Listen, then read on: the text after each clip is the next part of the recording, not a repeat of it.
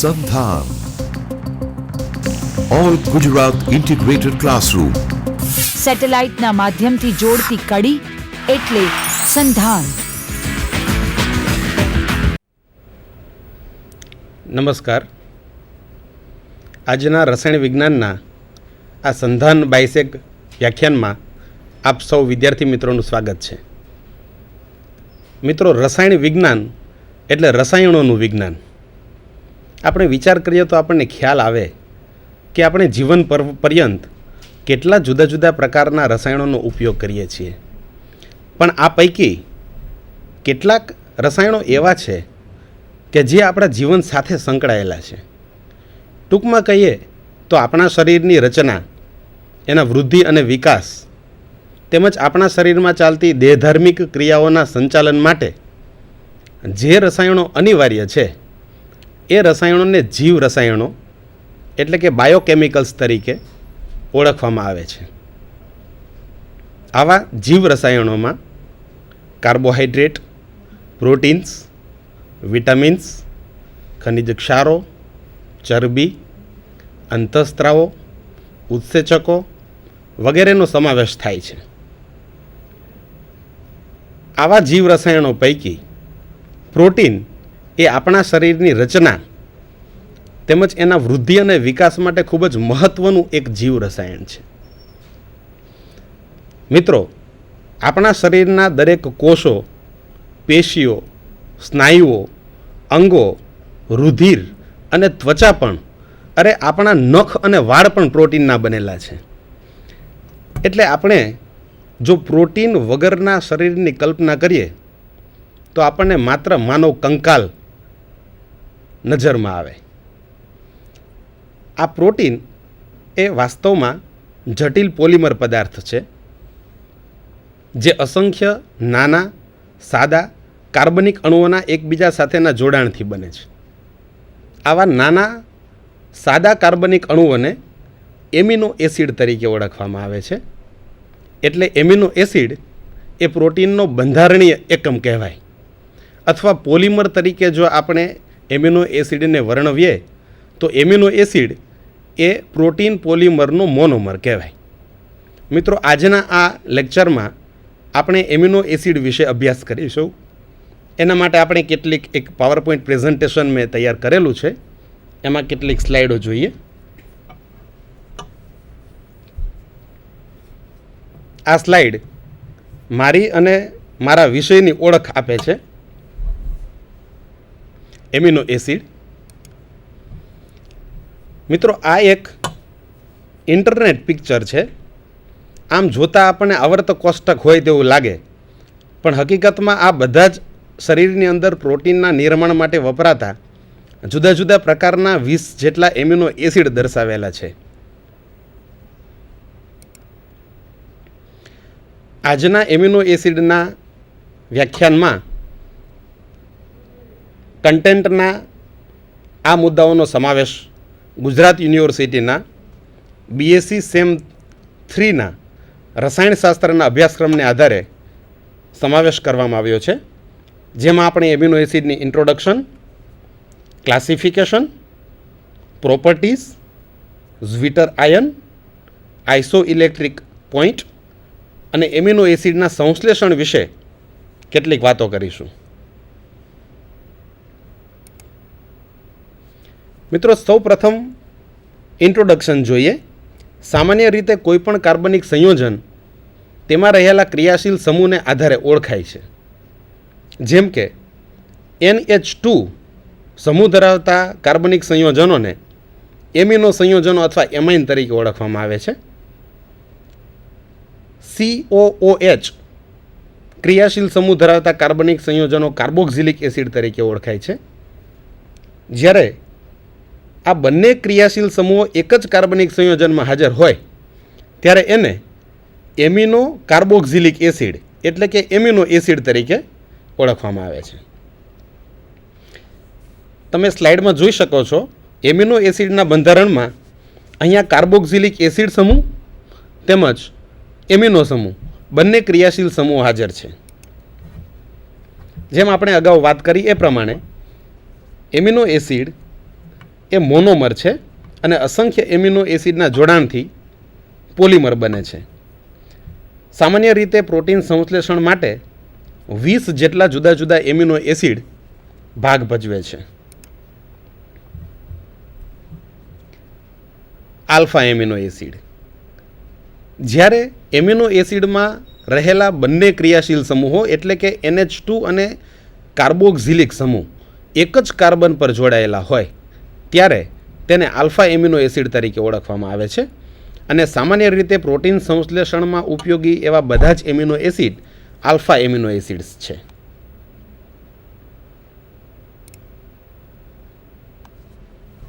બંધારણની દ્રષ્ટિએ જો આપણે આલ્ફા એમિનો એસિડને સમજીએ તો તમે જોઈ શકો છો તે પ્રમાણે each amino acid consists of an alpha carbon atom to which is attached a hydrogen atom, an amino group, a carboxyl group and one of 20 different R group. આપણે અગાઉ એક સ્લાઇડમાં એ જ જોયેલું છે. ફરી હું તમને એ સ્લાઇડ બતાવવા માંગીશ. અહીંયા જે પિક્ચર છે એમિનો એસિડનું એમાં તમે જોઈ શકો છો. આલ્ફા કાર્બન એટમ છે, એની સાથે એક હાઇડ્રોજન પરમાણુ એટેચડ છે, એક એમિનો સમૂહ છે અને એક કાર્બોક્સિલિક એસિડ સમૂહ છે. આ પૈકી જે એક આલ્કિલ સમૂહ છે આરથી દર્શાવેલો, એ આલ્કિલ સમૂહ બદલાવાને કારણે એમિનો એસિડના પ્રકારો બદલાય છે.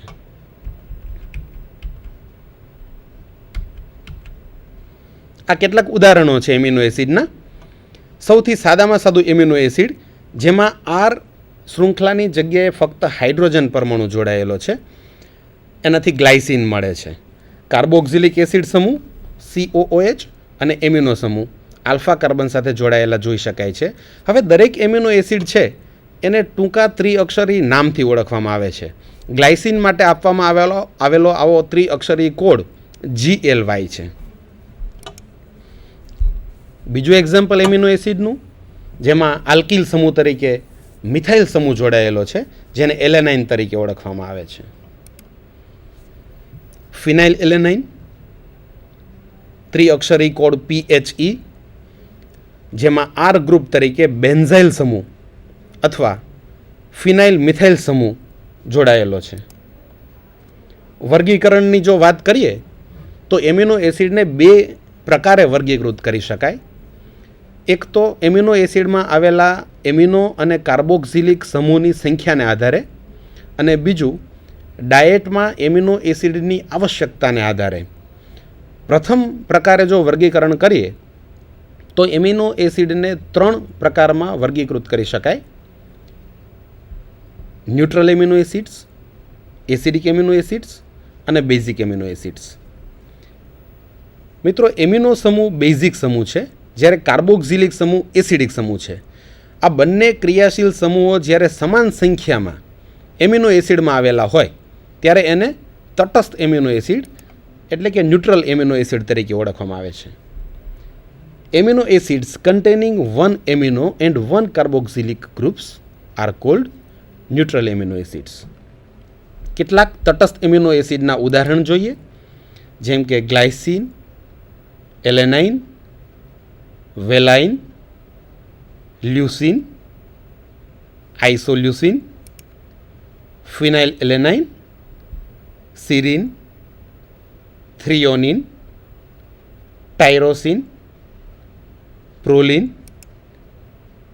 મિથિયોનિન, સિસ્ટીન અને ટ્રિપ્ટોફેન. આ તટસ્થ એમિનો એસિડ છે. એટલે કે આ એમિનો એસિડના બંધારણમાં, જે આપણે આગળની સ્લાઇડ્સમાં જોવાના છીએ, એમિનો અને કાર્બોક્સિલિક સમૂહની સંખ્યા સમાન છે. દરેક એમિનો એસિડની સામે તમે જોઈ શકો છો જે તે એમિનો એસિડ માટે દર્શાવવામાં આવેલા જે ત્રિઅક્ષરીય કોડ છે એ પણ અહીં દરેક સ્લાઇડમાં એમિનો એસિડના નામની સામે આપવામાં આવેલા છે. એસિડિક અને બેઝિક એમિનો એસિડ. મિત્રો, તમે સમજી શકો કે જો એમિનો સમૂહ અને કાર્બોક્સિલિક સમૂહની સંખ્યા સમાન હોય તો એને તટસ્થ કહેવાય. તો જો એમિનો એસિડમાં એમિનો સમૂહ કરતાં કાર્બોક્સિલિક સમૂહની સંખ્યા વધુ હોય તો એને એસિડિક એમિનો એસિડ કહેવાય. અને તે જ રીતે કાર્બોક્સિલિક સમૂહ કરતાં જો એમિનો સમૂહની સંખ્યા વધુ હોય તો એને બેઝિક એમિનો એસિડ તરીકે ઓળખી શકાય. આ કેટલાક એસિડિક એમિનો એસિડના ઉદાહરણ છે, જેમ કે એસ્પાર્ટિક એસિડ, એસ્પાર્જિન, ગ્લુટામિક એસિડ અને ગ્લુટેમાઇન. બેઝિક એમિનો એસિડના એક્ઝામ્પલ્સ જોઈએ: લાઇસિન, હાઇડ્રોક્સીલાઇસિન, આર્જિનિન, હિસ્ટિડિન. આ બીજા પ્રકારે વર્ગીકરણની જો વાત આપણે કરીએ તો એમિનો એસિડને આવશ્યક અને બિન આવશ્યક એમ બે વિભાગોમાં વહેંચવામાં આવ્યા છે. મિત્રો, આ શબ્દો આવશ્યક અને બિન આવશ્યક એમિનો એસિડ કેટલીક વખત ગેરસમજ ઊભી કરે તેવા છે. બિન આવશ્યક એમિનો એસિડનો એવો અહીં અર્થ નથી કે આ એમિનો એસિડ પ્રોટીન સંશ્લેષણમાં જરૂરી નથી. અહીં ડાયેટમાં એમિનો એસિડની આવશ્યકતાને આધારે આ પ્રકારો દર્શાવવામાં આવેલા છે. કેટલાક એવા એમિનો એસિડ છે કે જેનું સંશ્લેષણ આપણું શરીર જાતે કરે છે. અન્ય પદાર્થોમાંથી શરીરમાં આપમેળે સંશ્લેષિત થાય છે. પરિણામે આવા એમિનો એસિડને ખોરાકના માધ્યમથી આપણે લેવા પડતા નથી. એટલા માટે એને બિન આવશ્યક એમિનો એસિડ તરીકે ઓળખવામાં આવે છે. એનાથી ઉલટું કેટલાક એમિનો એસિડ કે જેનું સંશ્લેષણ શરીરમાં થઈ શકતું નથી, જેને આપણે ફક્ત આપણા ડાયેટના માધ્યમથી જ લઈ શકીએ અથવા મેળવી શકીએ, એવા એમિનો એસિડને આવશ્યક એમિનો એસિડ તરીકે દર્શાવવામાં આવે છે. અહીંયા એસેન્શિયલ એમિનો એસિડ દર્શાવેલા છે. Amino acids that cannot be synthesized by the organism and hence must be obtained from the diet are called essential. આ એસેન્શિયલ એમિનો એસિડના બંધારણીય સૂત્ર છે કે જેને આપણે માત્ર અને માત્ર આપણા ડાયેટ સ્વરૂપે પ્રોટીનયુક્ત આહાર મારફતે મેળવી શકીએ. વેલાઇન, લ્યુસીન, આઇસોલ્યુસીન, ટ્રિપ્ટોફેન અને ફિનાઇલ એલેનાઇન, હિસ્ટિડિન, લાઇસિન અને આર્જિનિન, મિથિયોનિન અને થ્રિયોનિન આ એસેન્શિયલ એમિનો એસિડ છે. એ જ રીતે જો નોન એસેન્શિયલ એમિનો એસિડની વાત કરીએ તો કહી શકાય કે amino acids that the body can manufacture from other sources are called non essential amino acids. એના પણ ઉદાહરણ જોઈએ. અહીંયા દરેક એમિનો એસિડનું બંધારણ પણ દર્શાવેલું છે, જેને આધારે તમે એ પણ વિચારી શકો કે આ આવશ્યક અને બિન આવશ્યક એમિનો એસિડ તરીકે વર્ગીકૃત કરેલ એમિનો એસિડ એ એસિડિક છે, બેઝિક છે કે તટસ્થ છે. જેમ કે ગ્લાયસિનનું પહેલું જ ઉદાહરણ છે, જેમાં તમે જોઈ શકો છો કે એમાં એક કાર્બોક્સિલિક સમૂહ અને એક એમિનો સમૂહ આવેલો છે, એટલે એને તટસ્થ એમિનો એસિડ કહેવાય. એ જ રીતે એલેનાઇન, ટાયરોસિન એ પણ નોન એસેન્શિયલ એમિનો એસિડના અન્ય ઉદાહરણો છે. એ ઉપરાંત અહીંયા એસ્પાર્ટિક એસિડ, એસ્પાર્જિન, ગ્લુટામિક એસિડ અને ગ્લુટેમાઇન બીજા 4 નોન એસેન્શિયલ એમિનો એસિડ દર્શાવેલા છે, કેમ કે આ ચારેય એમિનો એસિડનું સંશ્લેષણ આપણું શરીર કરે છે. તમે અહીંયા બંધારણમાં જોઈ શકો છો મિત્રો કે આ બધા જ એવા એમિનો એસિડ છે જેમાં કાર્બોક્સિલિક સમૂહની સંખ્યા 2 છે, જ્યારે એમિનો સમૂહની સંખ્યા 1 છે. એટલે આ 4 નોન એસેન્શિયલ એમિનો એસિડને એસિડિક એમિનો એસિડ તરીકે આપણે દર્શાવી શકીએ. અન્ય નોન એસેન્શિયલ એમિનો એસિડ એટલે કે બિન આવશ્યક એમિનો એસિડમાં સિરીન, સિસ્ટીન અને પ્રોલિનનો સમાવેશ થાય છે. મિત્રો, ગુણધર્મની જો આપણે વાત કરીએ એમિનો એસિડના, તો આપણે જાણીએ છીએ તે પ્રમાણે એમિનો સમૂહ ધરાવતા સંયોજનો સ્વભાવે બેઝિક હોય છે, જ્યારે કાર્બોક્સિલિક સમૂહ ધરાવતા કાર્બનિક સંયોજનો સ્વભાવે એસિડિક હોય છે. જ્યારે આ તો એવા કાર્બનિક સંયોજનો છે કે જેમાં કાર્બોક્સિલિક અને એમિનો બંને સમૂહ આવેલા છે. એટલા માટે એમિનો એસિડ સ્વભાવે ઉભય ગુણધર્મી છે, જેને આપણે એમ્ફોટેરિક નેચર તરીકે ઓળખીએ છીએ.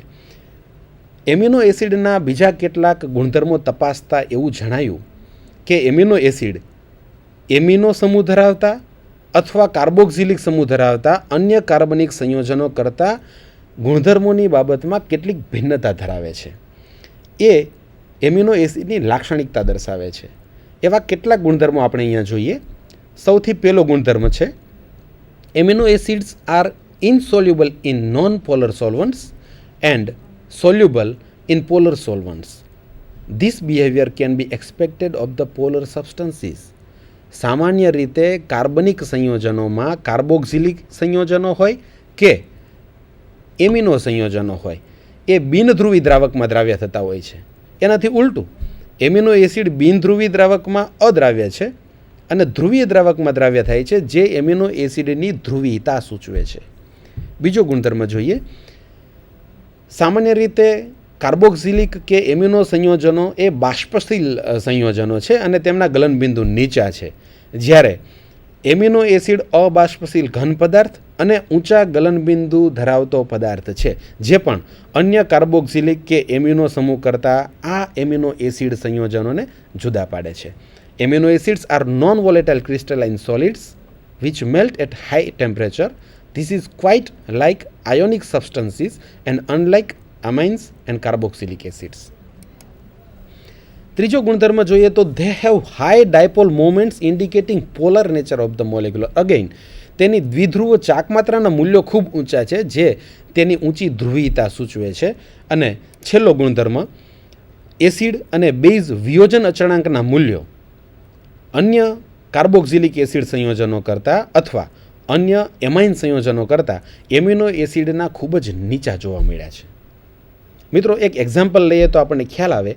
COOH સમૂહ ધરાવતા કાર્બોક્સિલિક એસિડ સંયોજનોના એસિડ વિયોજન અચળાંકના મૂલ્યો સામાન્ય રીતે 10⁻⁵ના ગુણાંકમાં જોવા મળે છે.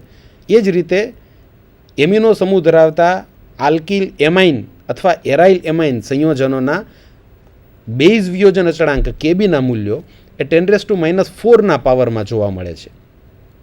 જ્યારે એમિનો એસિડના કે અને કેબીના મૂલ્યો તપાસતા